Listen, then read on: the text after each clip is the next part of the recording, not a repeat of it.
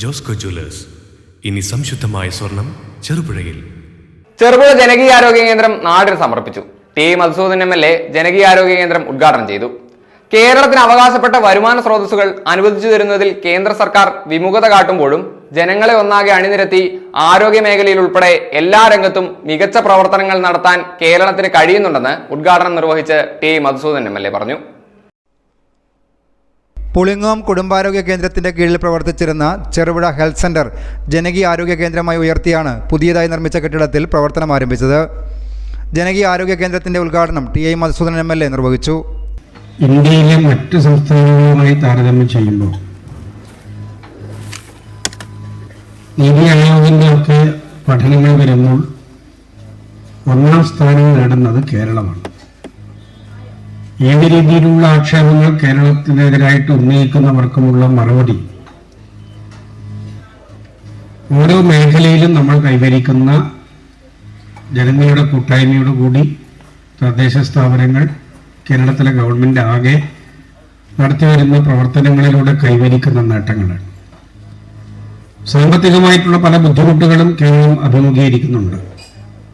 കേരളത്തിലെ ഗവൺമെന്റിന്റെ എന്തെങ്കിലും ഒരു കുറവ് കൊണ്ടല്ല സാമ്പത്തിക ബുദ്ധിമുട്ട്. തനത് വരുമാന വർധനവിൽ ഇന്ത്യയിൽ ഏറ്റവും മികച്ചു നിൽക്കുന്ന സംസ്ഥാനമാണ് കേരളം. 45,000 കോടി ഉണ്ടായിരുന്നത് ഇന്ന് 71,000 കോടിയായിട്ട് നമ്മുടെ സ്വന്തം വരുമാനം വർദ്ധിച്ചിട്ടുണ്ട്.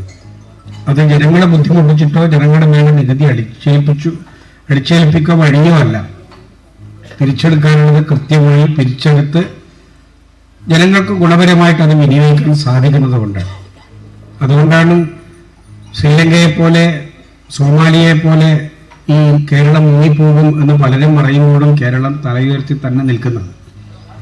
നമുക്ക് അവകാശപ്പെട്ട, ഭരണഘടനാപരമായി അവകാശപ്പെട്ട സാമ്പത്തികമായിട്ടുള്ള സ്രോതസ്സുകൾ അനുവദിച്ചു തരേണ്ട കേന്ദ്ര ഗവൺമെന്റ് അതിന് സൃഷ്ടിക്കുന്ന തടസ്സങ്ങളാണ്. സുപ്രീം കോടതിക്ക് അതിൻ്റെ കാര്യത്തിൽ ഇടപെടേണ്ടി വന്നിട്ടുള്ളത് നമ്മുടെ മുന്നിലുള്ള ഒരു കാര്യമാണ്.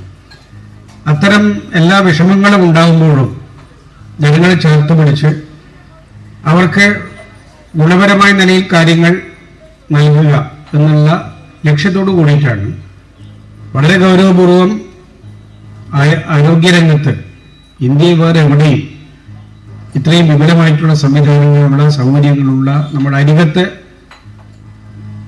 ഇതുപോലെയുള്ള ജനകീയ ആരോഗ്യ കേന്ദ്രം പോലെയുള്ള ചികിത്സാ സൗകര്യങ്ങൾ ഇന്ത്യയിൽ മറ്റൊരിടത്തും ഇല്ല എന്നുള്ളതൊരു യാഥാർത്ഥ്യമാണ്.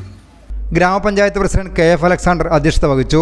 Vice president Reji Pulikkal, assistant engineer TV Nithin, Pulingome കുടുംബാരോഗ്യ കേന്ദ്രം medical officer doctor Jobin B. Solomon, health inspector V. Muhammad Sharif, ഗ്രാമപഞ്ചായത്ത് സ്ഥിരം സമിതി ചെയർമാൻമാരായ KK ജോയി, M. ബാലകൃഷ്ണൻ, ഗ്രാമപഞ്ചായത്ത് മുൻ പ്രസിഡന്റ് ജമീല കോളയത്ത് എന്നിവരും വിവിധ രാഷ്ട്രീയ പാർട്ടികളുടെയും സംഘടനകളുടെയും പ്രതിനിധികളും സംസാരിച്ചു.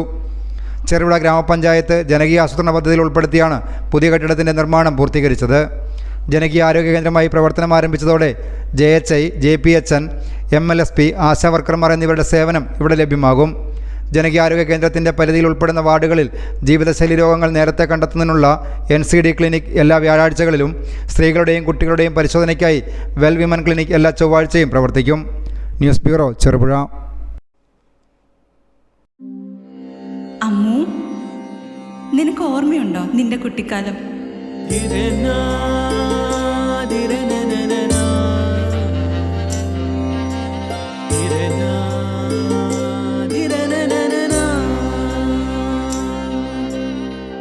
നിന്റെ കളിയും ചിരിയും കുസൃതിയും, പിന്നെ നിന്റെ ആ കുട്ടിച്ചോദ്യവും.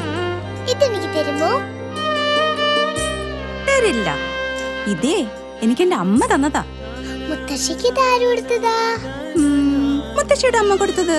അപ്പൊ ഇത് ശരിക്കും മാറിയ?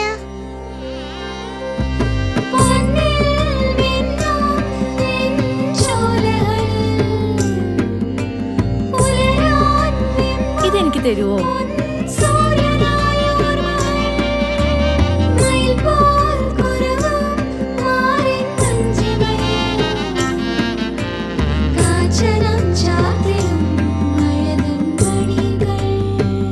ചില ബന്ധങ്ങൾ പവിത്രമാണ്. കണ്ണും നിറയും മനസ്സും നിറയും. സ്വന്തം ജോസ്കോ ജ്വല്ലേഴ്സ്. ഇനി സംശുദ്ധമായ സ്വർണം ചെറുപുഴയിൽ.